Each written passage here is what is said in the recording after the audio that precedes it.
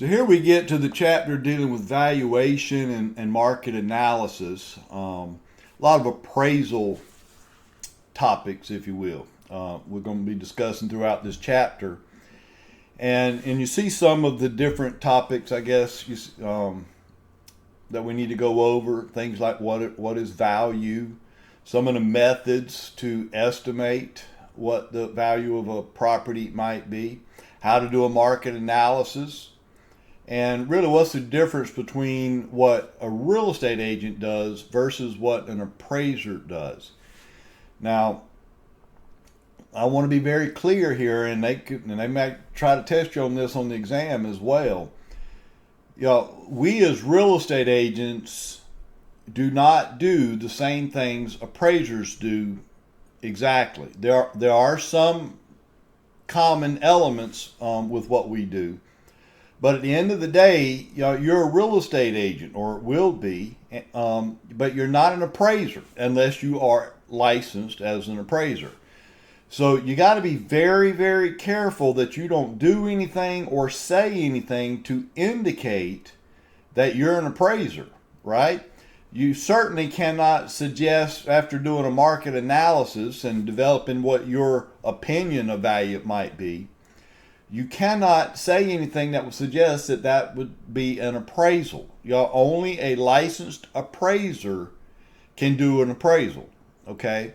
So, we'll be talking about this a lot more as we go through this module. But just understand there is a pretty significant difference between what real estate agents do in trying to develop some opinion or estimate of value versus what the appraiser does. Again, we're going to be looking at some of these concepts that appraisers use just so you'll be familiar with them, okay? All right, so let's get started. And as normal, excuse me, and as we usually do, we start out just going over some definitions. Again, terms, those are always important. You got to at least know definitions for sure. But first of all, what is an appraisal? Well, it says here it's an estimate or opinion of value. I will tell you, we are kind of moving away. Forever we've just considered an appraiser to be an appraisal, to be an estimate of value. But now the Appraisal Institute has sort of moved more towards the term opinion of value. So, if you would get asked this on the exam, and you could very well, what is an appraisal? Either one, estimate or opinion of value is what they're going to be looking for. Okay, they won't have an estimate of value as an option and then opinion of value as another. They can't do that to you. So it'll be one or the other. My guess is it's probably going to be an opinion of value. And, so after kind of defining this, if an appraisal is an opinion of value, then whose opinion are we dealing with here? Hopefully you said the appraiser's opinion. Obviously, could the appraiser have a different opinion than what you thought it might be worth, or what the homeowner thought it was worth? I can about guarantee you that would be the case. Now, just for full disclosure, I'm a real estate broker in charge. I'm a real estate agent. I'm also a licensed appraiser. So some of the things I may be talking about will also come from my experience as an appraiser as well. But it's important to understand, at the end of the day, it's what the appraiser's opinion of value is what's going to matter when it comes to the bank or to the underwriter if you're getting a loan anyway. All right, moving on. Obviously we have to understand what the purpose or function of the appraisal might be. I'll have people call me up and say, Frankie, I would like to get an appraisal on my house. And, typically I know what you're asking for, but I got to be sure, right? I'll ask them, well, what is it you're trying to accomplish? What are you looking for out of this appraisal?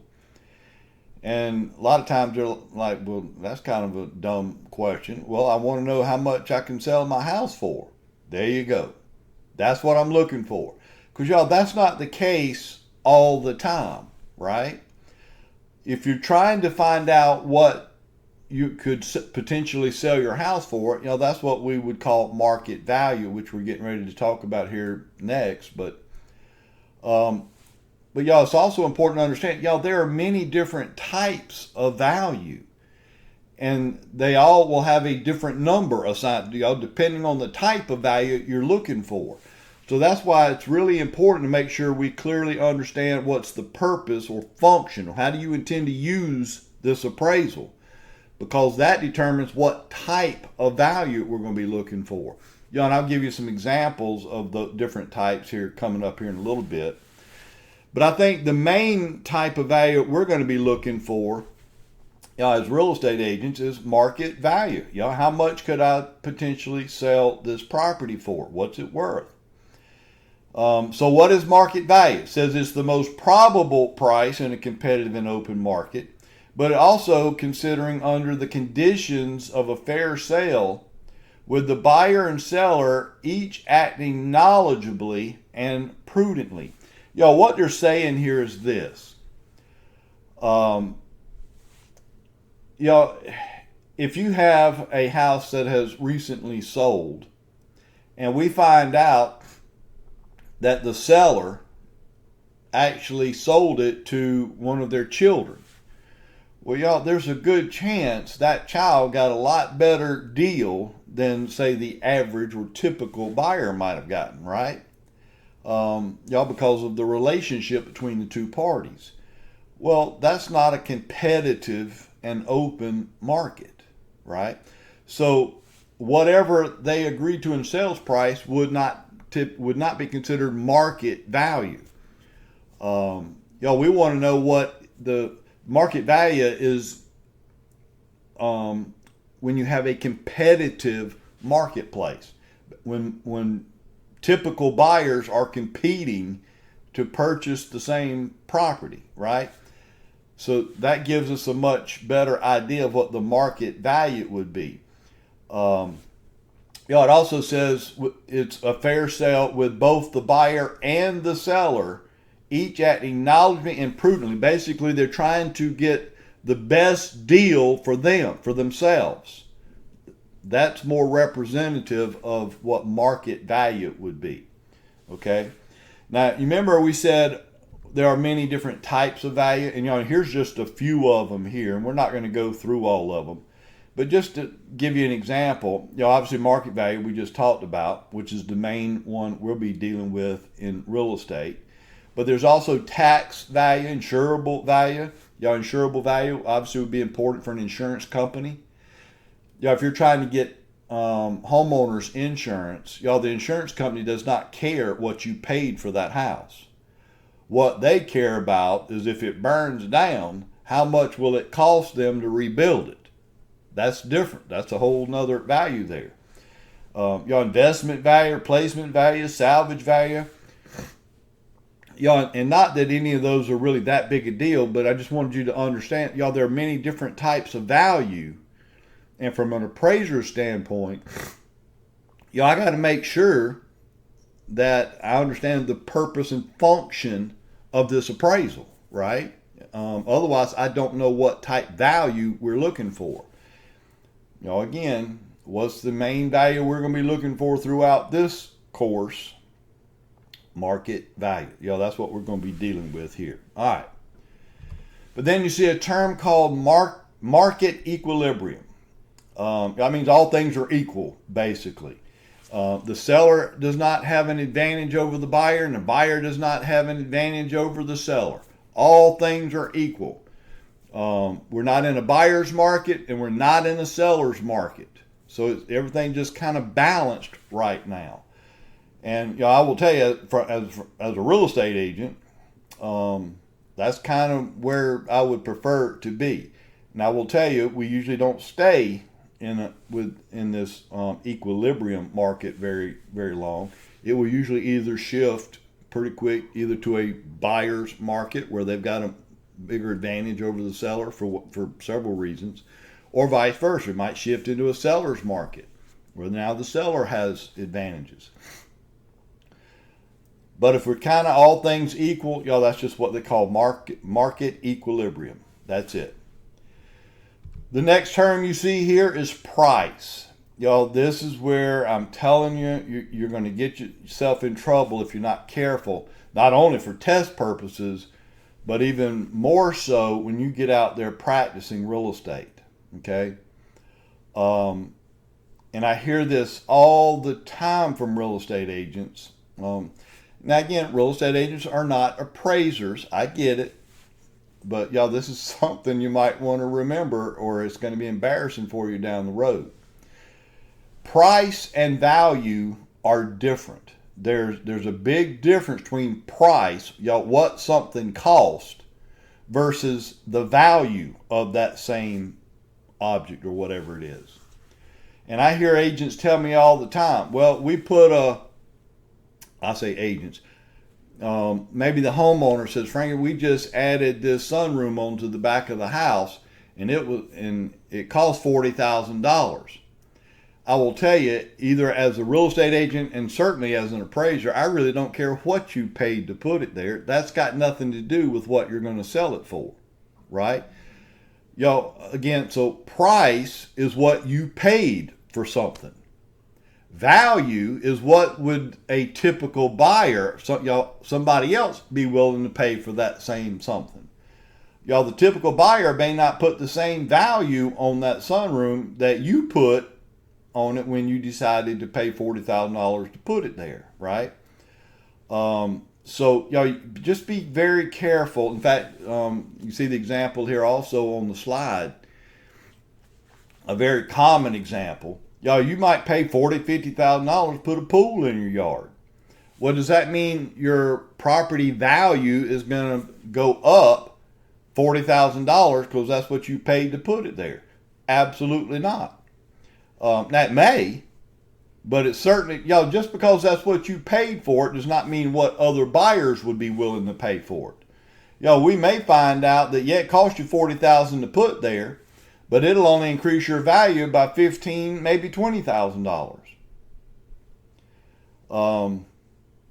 Y'all, because, y'all, especially if you got a buyer that really does not care about a pool. You know, I can take it or leave it. I'm certain if I'm the buyer, I might be one of those buyers say, look, I don't mind having a pool, but I'm not willing to pay $40,000 to have one. But now that you have one, I might be willing to pay $15,000 more than I would if the pool wasn't there. So now we know the value to the typical buyer is now $15,000, not $40,000 that you paid for it. So y'all just be careful with this price versus value, because you're going to get this a lot from homeowners. Y'all, when you're trying to estimate or develop your opinion of value, how much you can sell the house for, how much to put it on the market for, y'all, the seller's going to be throwing out all these things they've done to the house along with how much they paid to do it. Y'all, that's price.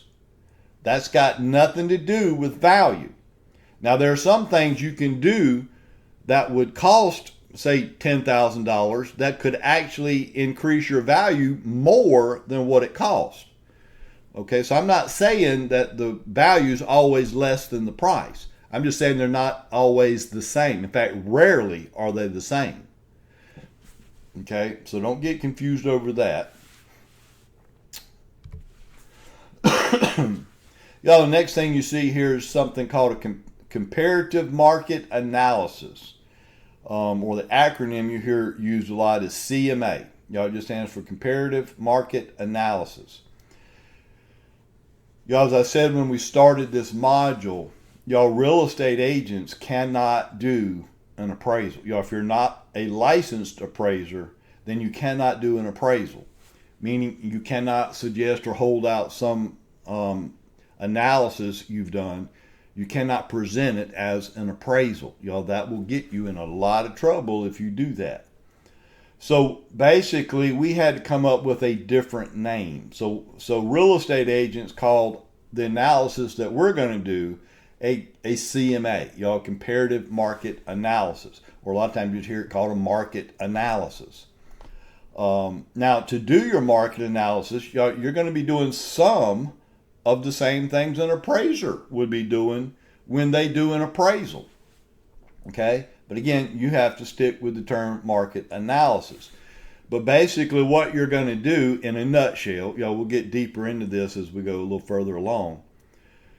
But basically, if I can find, say, 3, 4, maybe 5 similar homes, to the one I'm trying to sell or getting ready to sell, if I can find 3 to 5 similar properties that have recently sold, in the same location, shouldn't that give you at least a pretty good idea of what you could expect this house to sell for?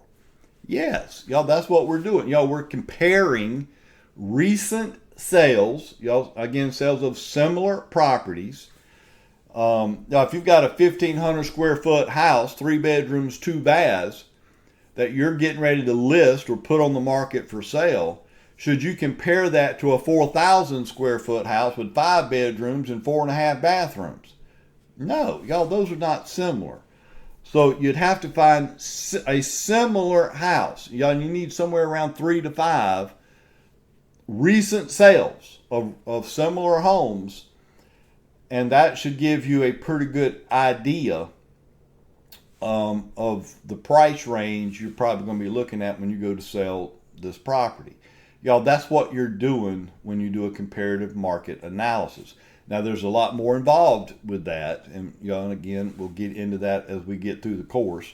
Right now, we're just trying to define some terms so you know what they are.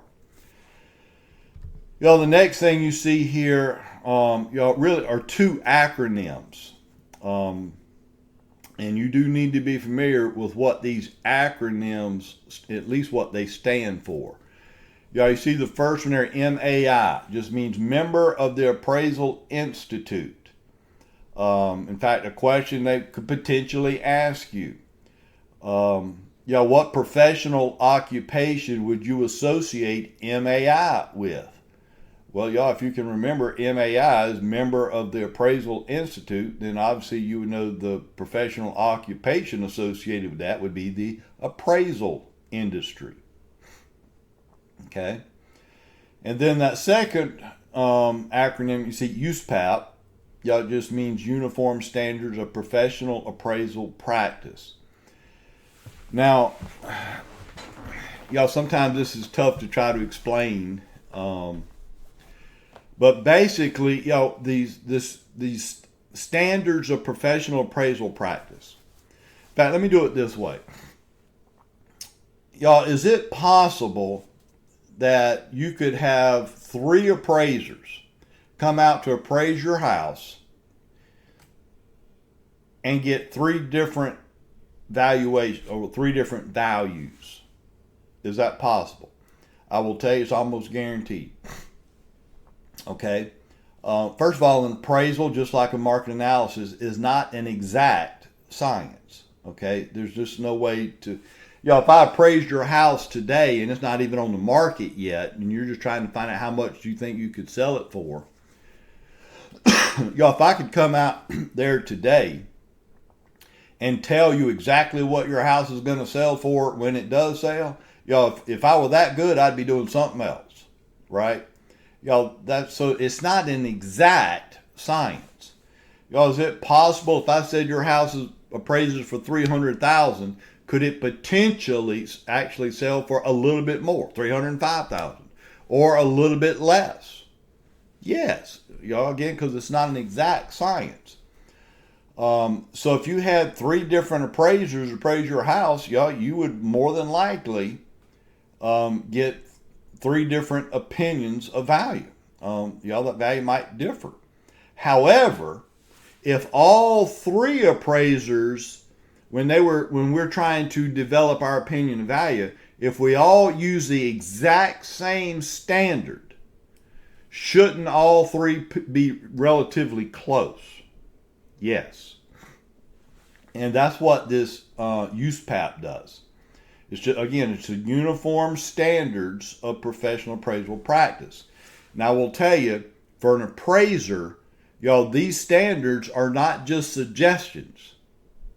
So for example, if I'm doing an appraisal, y'all, I have to develop my opinion of value based on these standards. I cannot deviate from these standards. I could potentially lose my license and be fined if I'm not developing my opinion based on these standards. And so that's what this USPAP does. Y'all, it just sets the uniform standard of what appraisers must use in developing their opinion of value. Okay? And then, y'all, the last term we need to talk about here is the term value. Y'all, we've already touched on it a good bit. But if you recall a few slides ago, y'all, I was emphasizing the fact there's a huge difference between price and value. Y'all, you got to be careful with that, okay? Don't get them confused. All right. So we know price is what one person may have paid for something. Value is what would the typical buyer, if you were going to sell that something, how much would they be willing to pay for it? Y'all, the value might be more than what you paid, y'all, the price of it. But more than likely, it's going to be less. Y'all, a lot of times, the value tends to be a little bit lower than what the actual price was when it was initially purchased. But again, it doesn't have to be. So y'all just keep that in mind. The other example you see on this slide right here, y'all, it says market value is what a typical buyer would be willing to pay to have, and what they're comparing here. Y'all, say you got a house with a garage and another house, say they're exactly the same house, but one's got a garage, the other one does not. Well, how much value does the garage add to the house that has the garage? Again, you can't base it on what it costs to put it there, because that's price. The value would be how much more, if I had the option as a buyer to buy the house with the garage or one without the garage, how much more would I be willing to pay to get the garage before I say, forget it, I'll just take the house with no garage? That's how you know what the value of something would be, okay? I'm not going to get any deeper than that right now. I started to get into the weeds a little bit, but I'm not. So, again, value is what a typical buyer would be willing to pay over what the property would be worth if they didn't have whatever in this case, the garage would be. Anyway, I'm not going to get any deeper than that. I think you got it. Just know there's a big difference between price and value. Don't get those confused, especially when you get out there and start practicing. Don't let the seller pull that over you. All right. And then the last thing concerning value, what makes up value? What are the elements or characteristics of value? And I suggest you memorize these. In fact, there's even an acronym called DUST. If that acronym helps you to remember those elements, then fine. But make sure you know what the 4 elements of value would be. Demand, utility, scarcity, and transferability. Those are the 4 elements of value. Demand, how many buyers are seeking the property? If I put my house on the market and there's a lot more buyers looking to buy than there are houses for sale, that's going to drive up the value, right? Because you got a lot of demand. But if you got more houses for sale than you have buyers looking, then you have little demand. That's going to drive down the value. Utility. What they're talking about here is what can I do with the property? Say I'm looking, I see a property for sale, and it's not a house, it's just maybe a building, and my interest in that property is because I want to turn it into a laundromat, for example. But then as I dig into it, I find out it's not zoned to be able to use it for a laundromat. So I couldn't use it the way I would want to use it. So obviously that property is going to have very little value, if any value, to me because I can't use it the way I want to use it. So that's what they're talking about in terms of utility. Y'all, the more utility a property offers, y'all, obviously more value is going to come with it. Scarcity, y'all, that kind of goes back to the demand. Y'all, so when we talk about demand and scarcity, y'all, what's another term you may have heard that's very similar to demand and scarcity? Y'all, supply and demand, right? Which is what we were just talking about earlier. And then transferability. Y'all, can the seller legally convey or transfer the ownership rights, title, to the buyer? Y'all, that would be a pretty big deal for me if I'm the buyer. Y'all, if you can't transfer legal title to me for whatever reason, then there will be little and probably no value in that property as far as I'm concerned. So obviously there has to be transferability. You got to be able to transfer it from one to the other